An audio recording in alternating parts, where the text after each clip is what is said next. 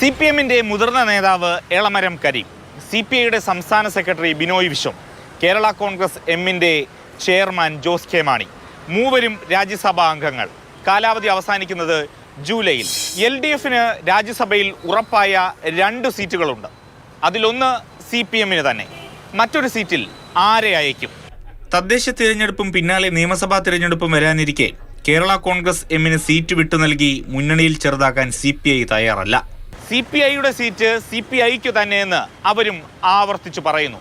അതിന് പ്രത്യേകം ചർച്ചയുടെയൊന്നും ആവശ്യമില്ല. ആവശ്യമെങ്കിൽ LDF യോഗത്തിൽ ഇക്കാര്യം ഉന്നയിക്കും.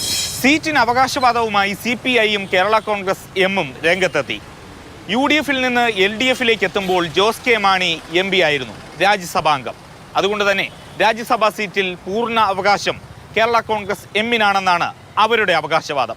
UDF-ന്റെ ഭാഗമായി 2018-ൽ ജയിച്ച രാജ്യസഭാ സീറ്റ് LDF പ്രവേശനത്തിന് പിന്നാലെ 2021 ജനുവരിയിൽ ജോസ് കെ മാണി രാജിവെച്ചിരുന്നു. നവംബറിൽ LDF-ന്റെ ഭാഗമായി ഇതേ സീറ്റിൽ വിജയിച്ചു.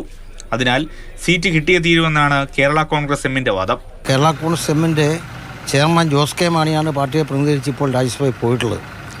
അപ്പോൾ അദ്ദേഹം രാജ്യസഭാ പ്രതിനിധി എന്ന നിലയിൽ അത് തീർച്ചയായിട്ടും കേരള കോൺഗ്രസിന് അവകാശപ്പെട്ട സീറ്റ് തന്നെയാണ്. അക്കാര്യത്തിൽ സംശയമില്ലാത്ത കാര്യമാണ്. കേരള കോൺഗ്രസിന് മുമ്പും രാജ്യസഭ ഉണ്ടായിരുന്നല്ലോ. അപ്പോൾ അക്കാര്യങ്ങളിൽ ചർച്ചയോ ഒരു വിവാദത്തിനൊന്നും ആവശ്യം ഇപ്പോൾ ഇല്ല. CPM-ൽ നിന്ന് ജോൺ ബ്രിട്ടാസ്, V ശിവദാസൻ, ലീഗ് നേതാവ് PV അബ്ദുൾ വഹാബ് എന്നിവർക്ക് 2027 ഏപ്രിൽ വരെ കാലാവധിയുണ്ട്.